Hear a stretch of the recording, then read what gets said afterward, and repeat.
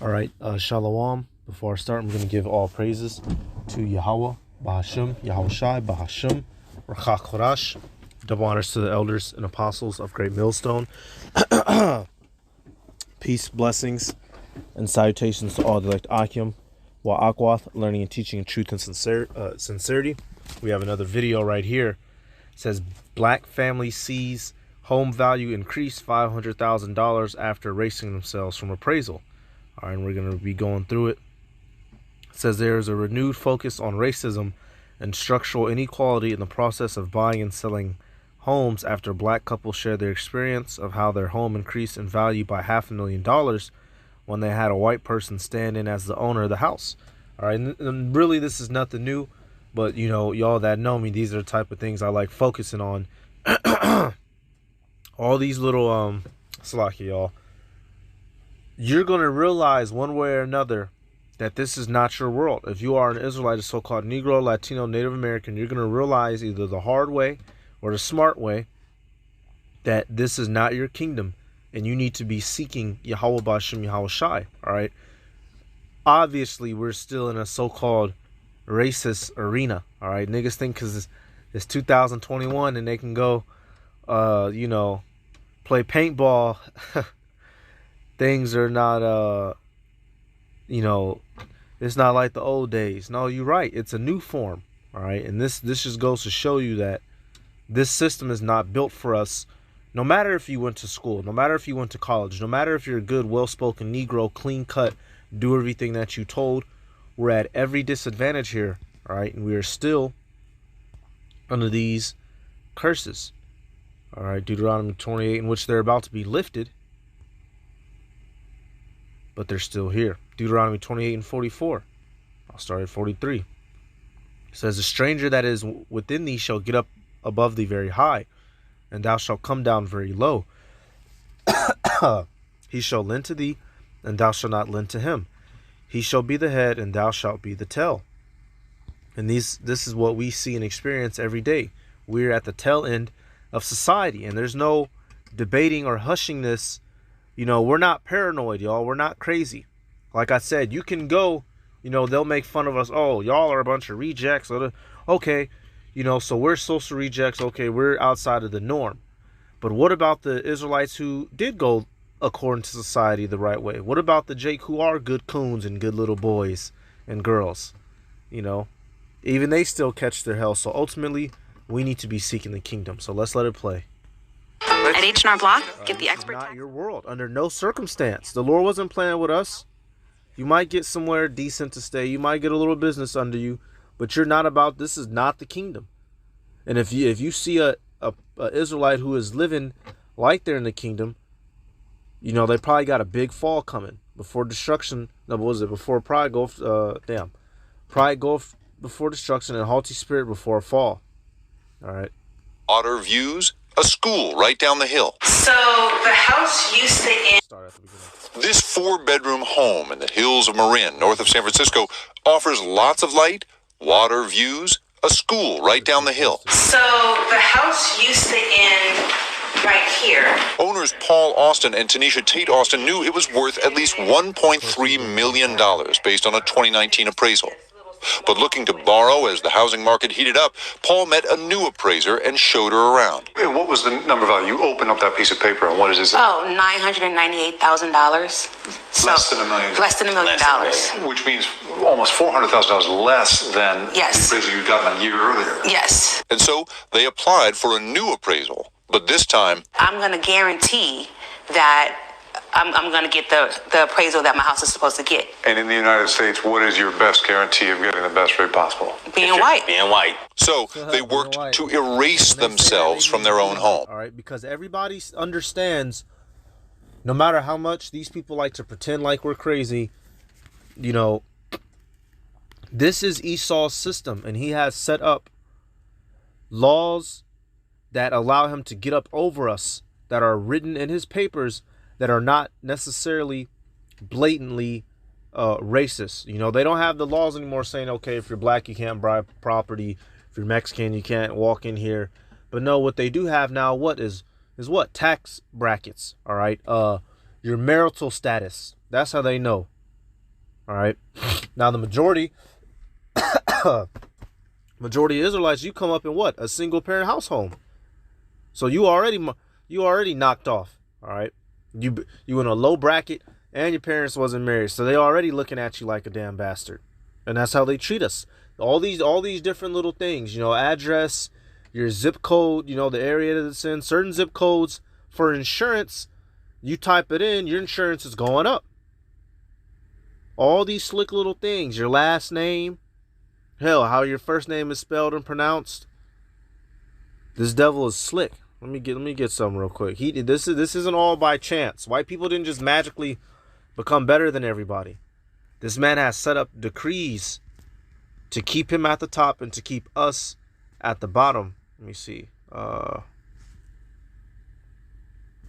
Unrighteous. I know it's Isaiah, I believe. Unright.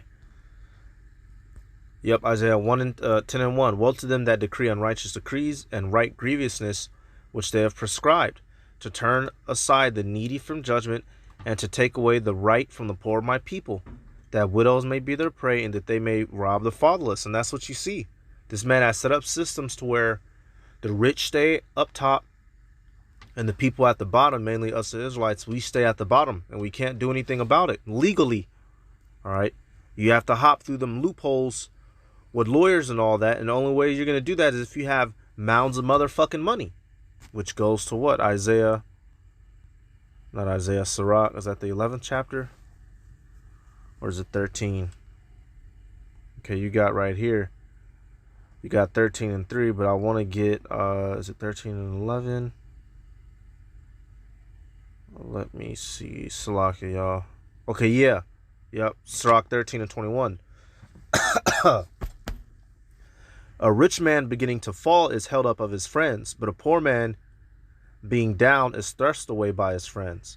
When a rich man is fallen, he hath many helpers. He speaketh things not to be spoken, and yet men justify him. Why? Because of the money. And it's understood in the society subconsciously that if you're white, you most likely have some money, and if you're not, if you're Jake, you don't. Which is why they're not giving them their full price value. They're suckering them out their money. Since it's a Negro-owned home, it must not be as good and put together. But if it's a white-built home, it's top-notch. That's why they lowballing their ass. It says, and yet men justify him. The poor man slipped, and yet they rebuked him too. He spake wisely and could have no place. Hey, right there, So we can be doing right and dandy, but since we're looked at as the lower, poorer class, they don't give a fuck. Meanwhile, the rich is doing wicked. All of our art, took that away, pictures of our family, anything that, would resemble that this home belongs to a black family. Just grabbed it all, put it all in a shed, put it all away. And they asked a white friend to stand in when the new appraiser arrived. So this time you open the paper and it says what? 1.4. You know what I will say this, y'all? Them using their so-called white friend. Hey, using the world, not abusing the world. Learn how to get over in the system. If it's obvious that these devils don't like us,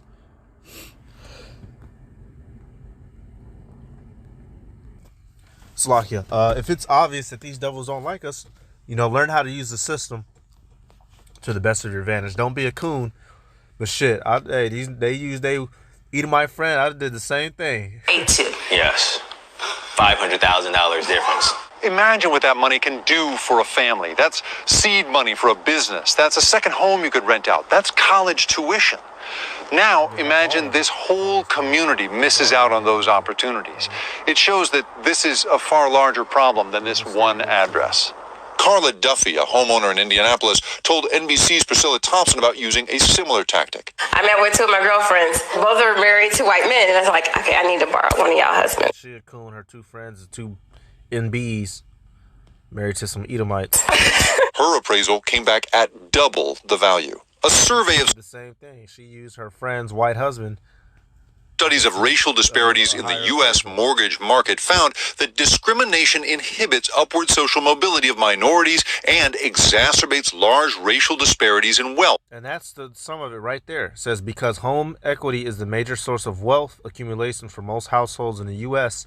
So, hey, this goes to show y'all See, niggas don't really know what making a living is about, all right? And when you look into this world, when you look at these scriptures, wealth and power is an ownership of land, property, and animals, all right? Land, people, and animals. Not cars, not dollar bills, not Benzes, all right? Not, watches. The